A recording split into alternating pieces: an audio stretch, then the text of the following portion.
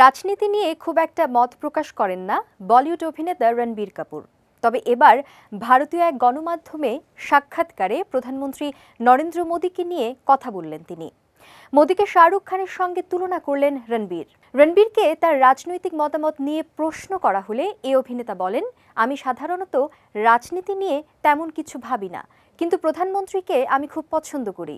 রণবীর বলেন, 4 কিংবা 5 বছর আগে আমরা অভিনেতা ও পরিচালকরা মিলে প্রধানমন্ত্রী নরেন্দ্র মোদীর সঙ্গে সাক্ষাৎ করতে গিয়েছিলাম। আপনারা ওকে টিভিতে তো দেখেন, ওর মধ্যে এক অদ্ভুত বিষয় রয়েছে। তিনি বলেন, তখন আমার বাবার চিকিৎসা চলছিল, আমাকে তাই বাবার কথা জিজ্ঞাসা করেছিলেন। দেশের একজন প্রধানমন্ত্রী হয়েও এই যে সবার ব্যক্তিগত বিষয় সম্পর্কে জেনে সে মতো প্রশ্ন ও আলাপচারিতা করছিলেন মোদী, সেটা তিনি নাও করতে পারতেন, তারপরও তিনি সেটা করেছেন।